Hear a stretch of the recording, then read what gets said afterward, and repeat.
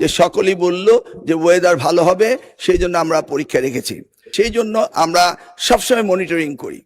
HSC পরীক্ষা চলছে এবং গত ৩-৪ দিন ধরে আবহাওয়ার যে অবস্থা ছিল, বৃষ্টি এবং পুরো শহর, শুধু তো ঢাকা না, ঢাকা চট্টগ্রাম সহ বড় বড় যে শহরগুলো, সে শহরগুলো পানির নিচে তলিয়ে গিয়েছিল। আমাদের শিক্ষার্থীরা অনুরোধ করেছিল পরীক্ষাটি একটু পেছানোর জন্য, কিন্তু এই সিদ্ধান্ত নেওয়া হয় নাই এবং যে কারণে আজকে আন্দোলন হচ্ছে, ঢাকায় আন্দোলন হচ্ছে।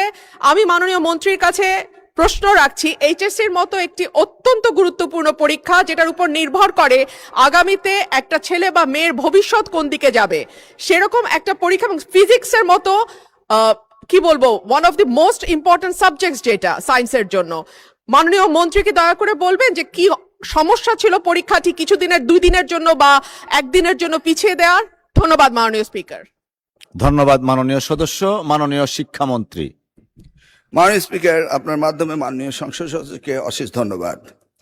পরীক্ষা আমরা নিয়ে থাকি সারা বাংলাদেশে। এসএসসি পরীক্ষায় প্রায় 2700 সেন্টার রয়েছে এবং 64টি জেলায় এই 2700টি সেন্টার একত্রে পরীক্ষা শুরু হয়। ইতিমধ্যে আপনারা শুনেছেন যে চট্টগ্রামে যখন এই ফ্লাড হলো, তখন আমরা একে একে প্রথম রাঙ্গামাটি, বান্দরবন, পরে আমরা খাগড়াছড়ি এবং এরপরে আমরা চট্টগ্রাম পুরা বোর্ডের পরীক্ষা আমরা বন্ধ করে দিয়েছি। আমরা লক্ষ্য করেছিলাম বৃষ্টি হচ্ছিল এবং আমরা মনিটরিং করছিলাম। সেই সাথে মনিটরিংয়ের সময় আমরা 64টি জেলার এসপি এবং 8টি বিভাগীয় কমিশনার এবং প্রত্যেকটি বোর্ডের চেয়ারম্যান, ইউনো সকলের সাথে আমরা কথা বলেছি এবং ওয়েদারম্যান আমরা ব্রডকাস্টিংয়ের জন্য তাদের সাথেও কথা বলেছি। তারা বলল যে বৃষ্টি হবে না, সেই কথাটি তারা বলেছে। বিকেল 5টা পর্যন্ত আমরা বসে থেকে সিদ্ধান্ত নিলাম যে সকলেই বলল যে ওয়েদার ভালো হবে, সেই জন্য আমরা পরীক্ষা রেখেছি। সকালে ঘুম থেকে উঠেই দেখতে পেলাম কুমিল্লা সরকারি মহিলা কলেজের মাঠ পানিতে ভরে গিয়েছে। সাথে সাথে আমরা মেয়র সাহেবকে, ফায়ার ডিপার্টমেন্টকে, পুলিশকে, ডিসিকে বললাম যে এই পরীক্ষা কেন্দ্রে স্থানান্তরিত করার জন্য। তারা তখন সকলকে নৌকায় করে ওই স্কুলের 5তলা ভবন, সেখানে নিয়ে পরীক্ষা তারা নিয়েছে। আমরা সেটা দেখেছি তাদের দুর্ভোগ।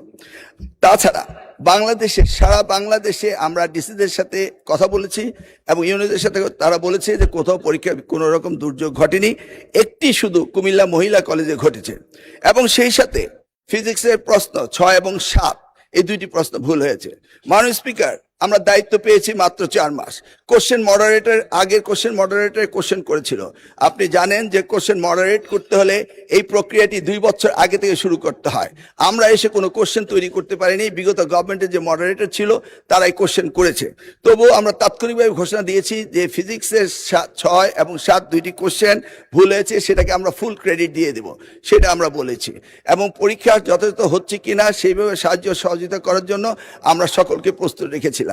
আজকেও আমরা সারাদিন কথা বলেছি এবং প্রত্যেকটি আমাদের সাথে যারা স্টেক হোল্ডার রয়েছেন তারা বলেছে পরীক্ষা সুন্দর হয়েছে, সুস্থ হয়েছে। একটি জায়গায় শুধু কুমিল্লা সরকারি মহাবিদ্যালয়ে এই ঘটনাটি ঘটেছে এবং সেখানে পরীক্ষা সুন্দর হয়েছে।